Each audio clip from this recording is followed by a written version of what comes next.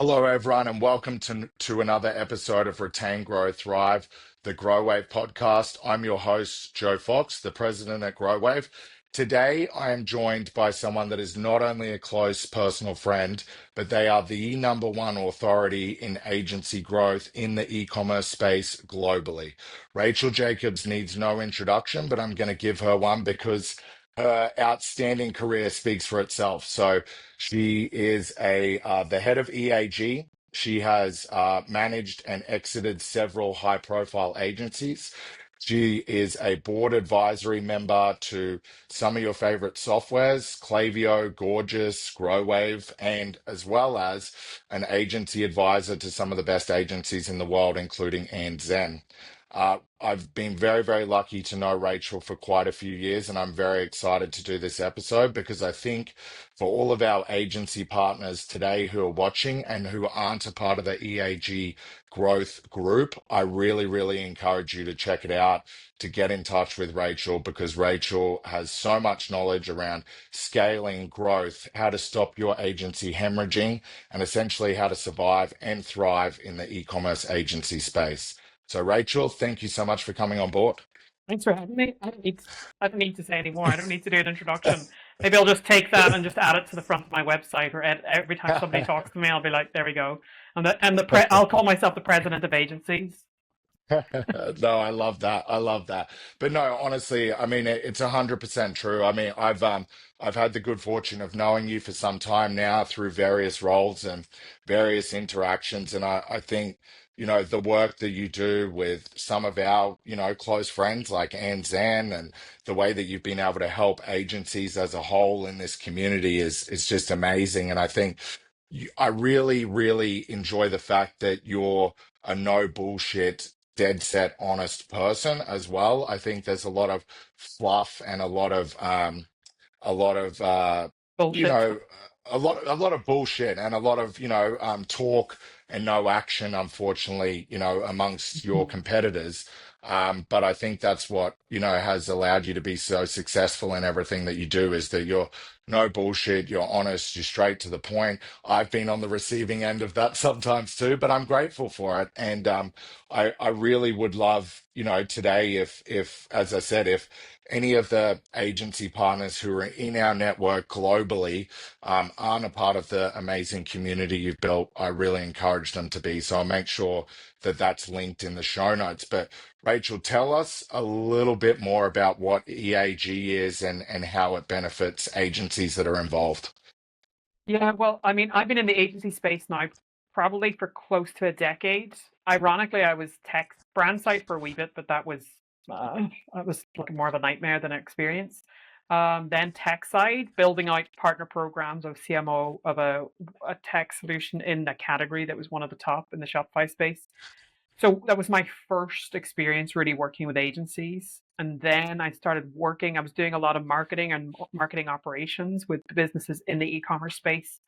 Then went to the dark side and joined an agency as a COO. So that was really my first proper introduction. I'd never done agencies before or e-commerce. And it was just chaos. This was like 2016. So Shopify Plus had just hit the market. Gorgeous was relatively new. Klaviyo was relatively new. So I was COO of an agency where we built out a lot of the EMEA integrations for those technologies. I built the first Klaviyo retainer, well, what it is now, which is a retainer stack. But back then, we didn't know what we were doing. We just knew that we were building, designing websites, and we had this amazing ecosystem of tech partners. And how do I connect the tech with the growth with the brands that we're building sites for? It was really early on in that kind of evolution of the industry. So it's been a massive journey. And then I scaled we scaled the agency pretty significantly in the 2 or 3 years that I was there.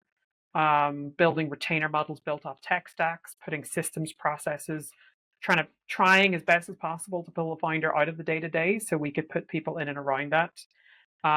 So I think all of the mistakes pretty much that you could get in an agency, I really got a baptism of fire in that agency.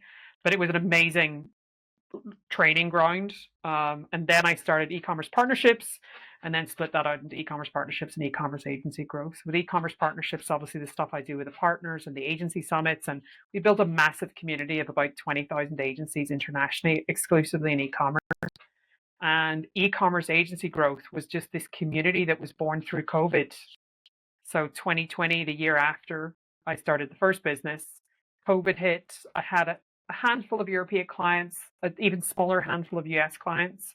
And the US clients were asking, like, what's happening over in Europe because it hit us first. And then when I started Yes. connecting Yeah. them, then we did like this weekly, I think it was called like the Agency Roundtable or something like that, Agency Mastermind, Agency Roundtable, something like that in early 2020. And then there was 15 people, then there was 200 people. And I think within 6 months, there were several thousand members that were in that little community. So it just happened by default. COVID obviously exploded the industry. And then a lot of the work that I was doing with agencies, which was building processes, operationalizing agencies, systems, retainers, hiring, firing, management team, leadership structure, pulling the owner out of the day to day and filling in all the gaps as sort of like an operations person. All of that stuff over the years, I've then kind of not productized, but kind of put together in like boot camps and processes. And then eventually it's created this community where agencies live in there. They have access to all the years of training and the decade of resources and also the other agencies that are there. So it's a nice wee community. It feels like a bit of a, I'd say tribe. Other people may say cult. It's my way or no way. But it's great agencies, and I think running your own business, it allows you to really hone in on the profile of people that you want to have in your community. So the type of people that we're working with. So it just means that when we're together in Austin, for example, for the agency summit, everybody just gets along super well because it's all similar people. I'm the guard dog. I'm the person at the gate that's deciding, is this person going to come and add value? We're not all the same, but we all add Yep. value in different ways. And some people that are quieter, some people are louder, some people, that have loads of experience, some people less experience, but everybody has something to bring to the community.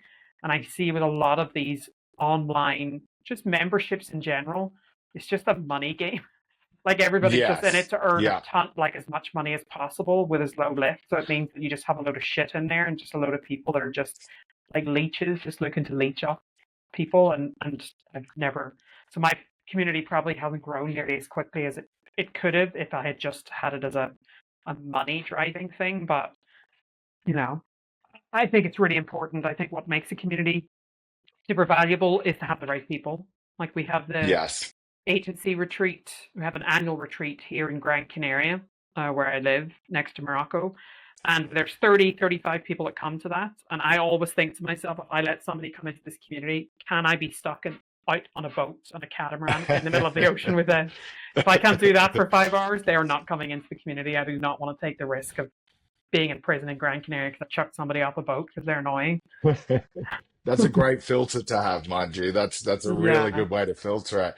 And I think, to your point, I really love the fact that you've built this community where everyone does get along and help each other because I think, there's often this, from the outside, I think there's often a misinterpretation of the fact where it's like, oh, well, aren't these a whole bunch of my competitors? And I really like that ethos you bring where it's like rising tides lift all ships, pardon the Mm-hmm. pun of what we were just talking about Mm-hmm. with the filter. But I really like that. And I see that, having been on the tech partner side and investing and working with you on some of these events is that everyone who is there wants to be there. Everyone who is there is wanting to add value and help others avoid some of the pitfalls and mistakes, that they've made in the past. And I think, to your point, the one of the things that I love that you do is this systemization and this focus of getting the owner out of the day to day and actually focusing on the business and using systems to do that and building processes so that they don't have to be engulfed in the trenches every day because that's a very scary position to be in as an agency owner when you're having to do 90% of everything. You haven't built that team around you, all those systems, all those processes around you. And I can speak from that from experience having my agency. figuring that out without a community took so much longer. And I wish there had have been access, to something like EAG back then, because it would have just rocketed our growth and made the journey more enjoyable. Yeah, at the end of the day, it's tough. I think I mean, obviously I'm biased, but I think agency life will really find your weaknesses and expose them. It's like the hardest. If you can run an agency, you can basically do anything. It is really tough. So for me, it's like having, especially for solo founders. I mean, I work with it. There's a ton of agencies in there that have multiple owners, but especially solo founders where it feels very isolating. And solo founders will always come to me and say, "God, I just wish I had another founder." And I'm like, "Trust me, you don't." Believe me when I tell you, you don't. You're better off doing it Yeah. alone. But if you can surround yourself with like-minded people who are there to kind of support you and they can kind of go through the trenches with you, or, I've experienced that before. It sucks that you have the senior leadership person in your company that messes you around or messes up with a client or whatever the situation. You lose a really big client and you can commiserate with each other. But again, that comes down to trust and having people that are really like-minded. Ultimately, for a lot of agencies, mergers and acquisitions is the ultimate goal, not for everybody, but for a Yes. lot of people. And I'm very fortunate that in our community, we have a number of successful exits and a number of successful mergers, even stuff that's in progress right now, because a lot of the success comes down to aligning with people where you're already like-minded and you're looking for the same goal, and you can see where the strengths and weaknesses are in each other, so you can kind of have a bit of a jigsaw effect. So that's also been really nice. It all comes down to trust. And it means that we're going Yes. to Austin together and Scotland together and Mexico and like all these different countries that we've been to all over the world and how they had all these different experiences. And that's really where the trust is made. So it's more than just um, a few documents or a few phone calls here or there. It's much bigger than that. And for me, I think you've got like K Boston that's just coming up around the corner. A ton of agencies that are all going to be there from our community. Our partners are all going to be there together. And I get the selfies on WhatsApp of people that are meeting up with each other. And for me, that just makes me so happy that mummy doesn't need to be there overseeing everything all of the time. Absolutely. I mean, and that's a real credit to everything you've done to build this ethos within that community, because, I look at some of the other communities that I'm a part of, like, the e-commerce Australia community, that's just a whole, it's a lot of merchants in there, it's some partners, it's some agencies, and it's it's a good community in the fact that there's regular communication in there, but it's very, I would say, outward pushing, like I everyone's was going to pushing an say agenda. largely Yeah. transactional. Yeah, Yeah. very transactional. Like you wouldn't be able to lean in there and say, hey, I'm having an issue with X, Y, and Z in my personal life. Whereas I know for a fact you can do that within the communities that you've built. Everyone becomes very, good friends. Everyone supports each other. If you've got like-minded individuals in certain hobbies, there's even certain, relationships that are formed outside of it. So I really love that, and I'm grateful to be a small part in an amazing community that you've put together. So thank you. Um, I'm going to dive straight into this too, Rach, because I think this is often an opportunity for us, to connect with our partners that are watching this and our customers and everything. So I'm going to frame two questions to you. First one being is we have a lot of customers in a lot of different verticals at Growave. Some are working with agencies for certain things. Some are doing everything in-house on their own. So I just want to I think this is a good opportunity because I always reiterate it on the podcast, but why should brands always be working with an agency? What are your thoughts around that? Because I know a lot of brands tend to have this mentality of, oh, we don't need external help. We know everything, but you and I both know that's not the case. Yeah, I don't think every brand is right for every agency. I don't think every brand needs to work with an agency, but it just depends on the mindset of the brand. So if a brand is looking to grow and have a competitive advantage, having somebody external who has access or visibility across the industry in general, that's hugely advantageous. Like that really is, it's very advantageous for a brand. I think unfortunately what happens is you have a lot of team members in house who are amazing team members, but they're only going to be pulling from the knowledge that they have from your business. That's the issue, and that's going to block your growth, or you're going to miss out on some key learnings that you could get externally. I think that there's certain sizes of brands where bringing team members or certain team members, like bringing your dev team in-house, it totally makes sense because after a while it's just financially more beneficial, or it's just financially Yes. more viable. But having that external person or team who knows what direction you're supposed to be taking, yes, you can try and figure it out internally and make the mistakes and learn from mistakes. And if that's what you want to do, then that's fine. But it just depends on what sort of growth that you're looking for.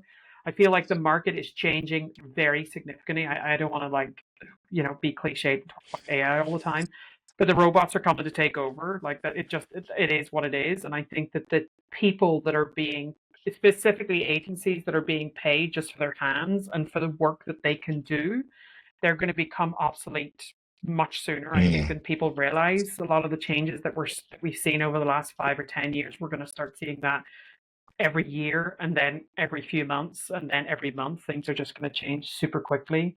So that landscape, I think, for agencies to be ahead of that and to be using technologies that are leveraging best practice when it comes to AI in-house, you're focused on getting the stuff done that you need to get done for the products that are going out.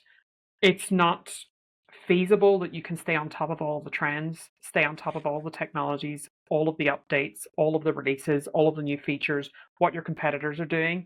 It's not feasible that you're going to be able to do that unless you have like a really rock solid e-com person in-house that is just eat, sleeping, and breathing the industry and has access to all of the knowledge. It's very unlikely. That's really what a great agency will bring to the table. There's a lot of, I'd say 75% of your agencies out there are good. Or yeah. maybe 75 is probably ambitious. Maybe 50% are good. And you've Yeah. got maybe 10 or 15% that are excellent, and the rest that are really just doing the grunt work. And I Yes. think Yeah. depending on the size that the brand is at will determine what type of agency you need. And then the goal would be to then get an agency that's going to do the grunt work for you, then an agency then that's going to get a lot of the foundations in place, and then an agency then that's going to take you to the next level. Can an agency do all three of those? Probably not. I think Mm, there's some mm, agencies that can probably do the good and the best. yeah. But if you're working with an agency that's just doing the grunt work and they're not being proactive, they're probably not staying ahead of market trends, and there's going to be a lot of churn with the people that they're working with.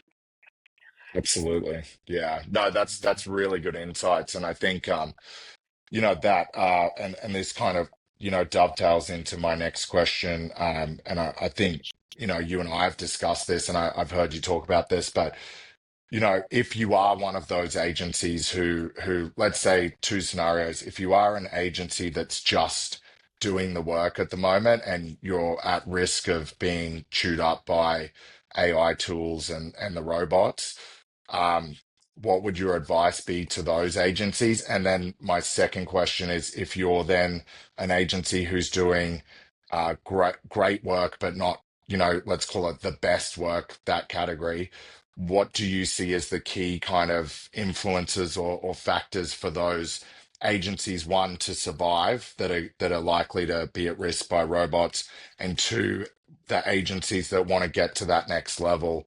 What would your immediate advice be for those types of agencies? Yeah, I would say probably if you're the agency that's doing a lot of the grunt work, that comes down to processes and systems. Ultimately, it comes down to being proactive.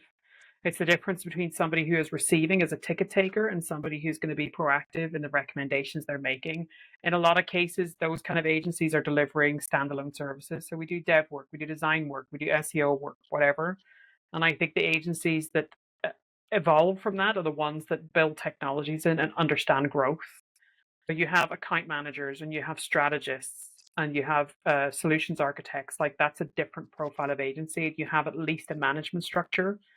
The difference between those agencies and the ones that are best in class, the top 5 or 10% of agency, is having an exceptional agency owner who's a visionary, who understands his or her own weaknesses and is very comfortable stepping out of the way to then have a team of rock stars in place that are champions for specific areas. For me, that's from the outside looking in, that's the difference. So getting from, basement up to the main floor, that's a very tactical thing. Like, you got to do Yes. these things. And, that's what we have the EAG community for those agencies. I need systems, I need process, I need to hire, I need to get my sales engine in place, I need to have my delivery engine in place, I need to have a retainer model in place, I need to have growth built into it. That's all very tactical stuff, push buttons and move levers. And the next one, a lot of it is around mindset and team. Like that's a different, and I think that it's like, if you as a business owner, if you have that visionary mindset, you're going to attract people that kind of buy into that, the people that want to work with you because you motivate them.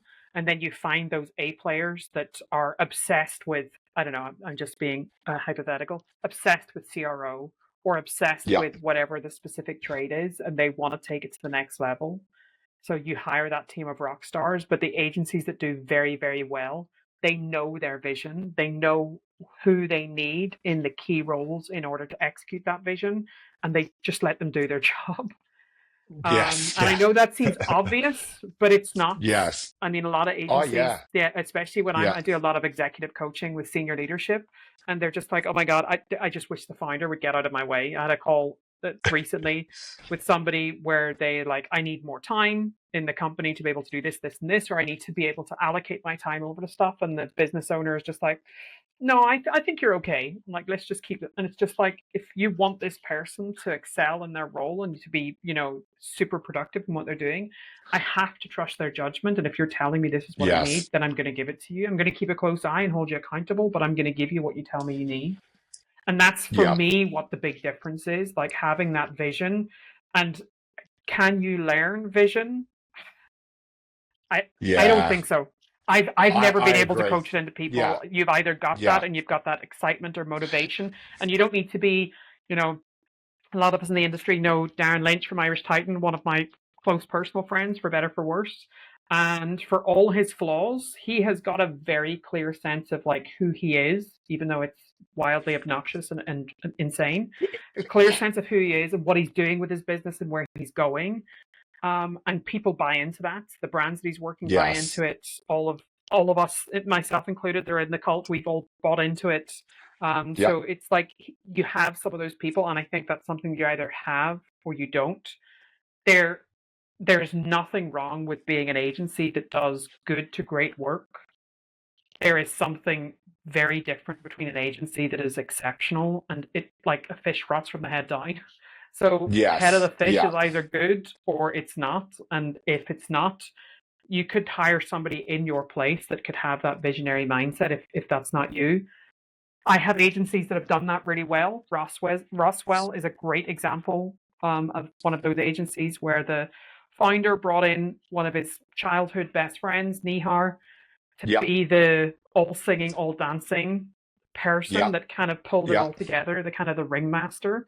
And that's worked really, really well for that agency. But by him making that move as a business owner, being like, I'm never going to be that person. I do this really, really Yes. well, but that I don't. And if my agency is going to grow, I need that person.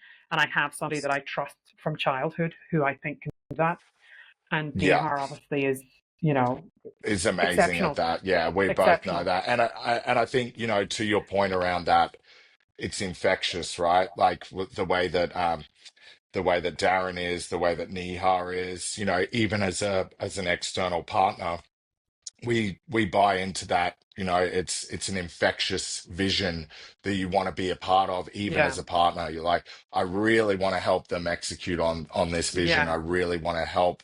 And as a partner, I think it makes you more engaged as well, right? Like Yeah. if you've got someone who you can really clearly tell what they want to achieve, the vision that they have for the Mhm. business, you can align with that. You're more likely as a partner to really throw yourself into that. Whereas I feel that with partners who don't have that necessarily clear vision and they're like, oh, we just want some referrals or some leads, or we want to do a bit of co-marketing together, it makes it difficult as partners to support because 100%. whereas with the partners, you can, see that vision. You're just like, is everything that we're doing together aligned with that overall vision? It might not necessarily pay off, in 3 months, but in 3 years' time, is it Mhm. going to pay off and Mhm. is it going to be aligned? yes, cool, then it makes it easier for us to do that. So I really love that. That's a very, very good way of And explaining I that, think for Rach. me, Thank vision you. is like more than transactional. We spoke about that at the start. Like, Absolutely. well, Yeah. at the end of the day, we're all in business to make money. There's no two ways about it. Mhm. If you're not in business to do that, then you shouldn't be doing it. You should be running a charity. But Yeah. it's transact. Like I've worked with enough businesses where the numbers or the financial benefit was the number one focus, and those people, generally Hmm. speaking, are just not particularly reliable or trustworthy because they're just going to go whatever way the wind blows that they think is going to get them closer to that number goal. So Yes. I think having vision that's beyond, like an actual vision, not I want to hit 10 million in 3 years or 5 years. Yes, yeah, like a Simon Sinek vision. Like, why are we Yeah, doing this? Like, what is yeah. our goal? Who are we helping?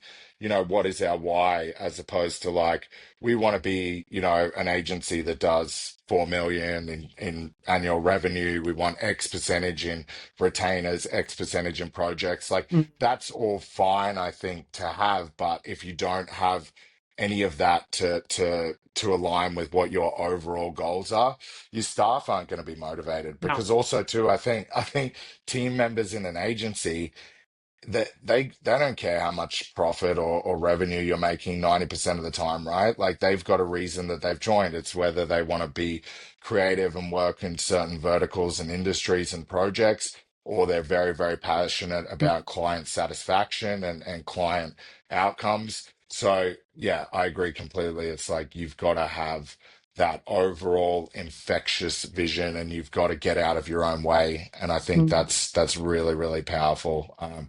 I think a lot of people I've seen on, tech and agency, unfortunately cannot get out of their own way sometimes. And you got to know, like, there's a ton of things I'm not good at. Like, I'm very honest about that. I know you're the same. It's like, but these are the things I am good at, and these are the mm, areas I'm going to double down on, and I'm going to surround myself or build a team that can fill in my pitfalls and yeah. gaps so that we are a well-rounded team. So yeah, that's very solid advice.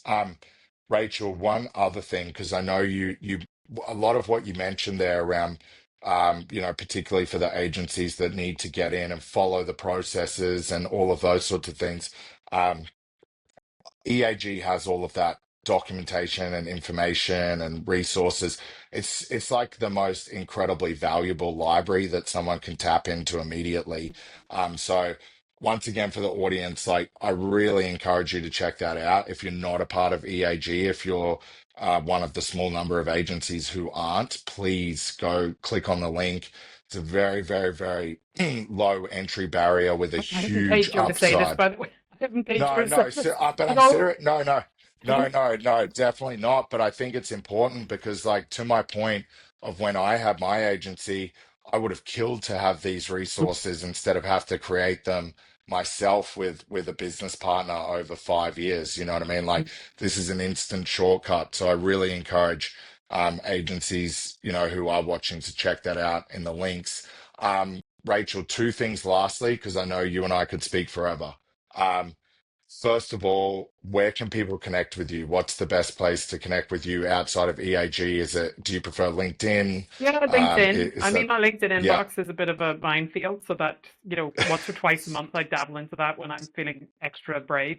Yeah, LinkedIn, Rachel Jacobs, or ecommercepartnerships.com or ecommerceagencygrowth.com. People can reach out to me on either of those. But I think LinkedIn is probably like connect on LinkedIn, check out some of my content. That's definitely. probably the best way. And be prepared for the no filter people, because it's the best way to learn and it cuts through the BS, and I love it. So I love Rachel's content because it's very real and authentic. So encourage you to check that out.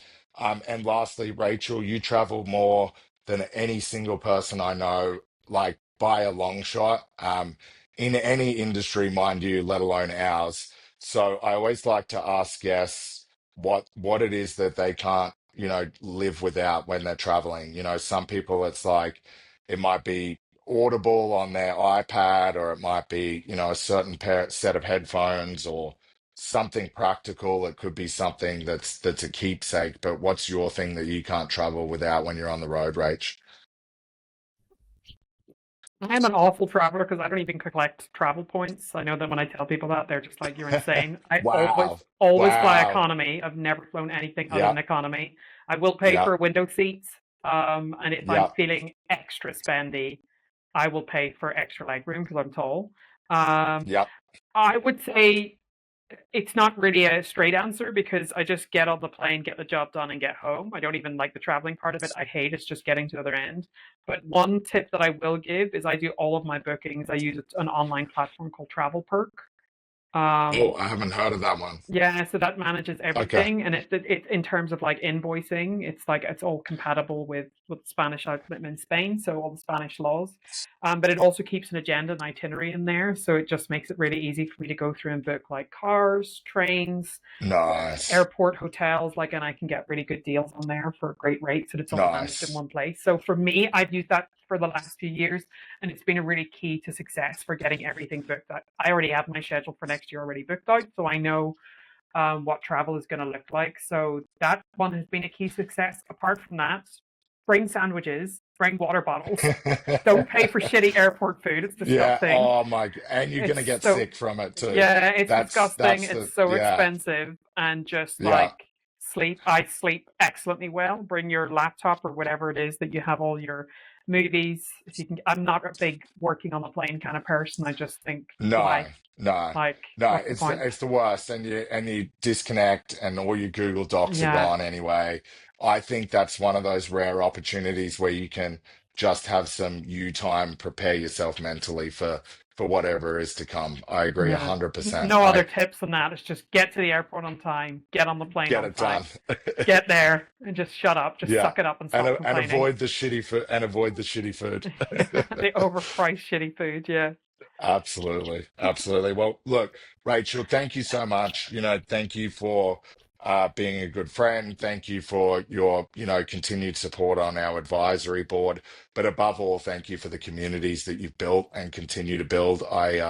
No one else has done it, like really, and It's I can insane truly because say that. I'm really not Yeah. that smart, so I just don't Yeah. understand why I'm the one. I'm not. I don't know why I'm the one that's done it, but I like a challenge, That's I suppose. not the case at all, but you are very, very smart and very, very caring. So, look, thank you for all that you do. I say that from myself and everyone at Growave and everyone in our, community. I mean that. So, thank you so much for coming on board. I'm sure I will see you again sometime soon, no doubt, at one of your amazing EAP events. And yeah, looking forward to connecting and staying in touch. And thank you so much for coming on today. Good to speak to you, Joe. As always, thanks, Rach. I'll chat to you shortly. Bye. Audience, thank you so much for tuning in to another episode. If you're not already familiar and following Rachel on LinkedIn, I highly encourage you to do that. As I said, EAG is an amazing reference point, an amazing community for any of our agencies who aren't already involved today. As per Rachel said, I'm not getting paid to say this, but I purely say that because it's a resource that I wish I had have had when I was scaling and building my agency in Australia. It's just phenomenal. And seeing a lot of our agency partners go through this program and through these communities and seeing the growth and satisfaction they're having, it speaks for itself. So really encourage you to do that. And thank you for tuning in to another episode. Thank you for all of your support. If there's a particular guest you'd like to see me have on next, feel free to mention them in the comments and we'll do our best to get them on.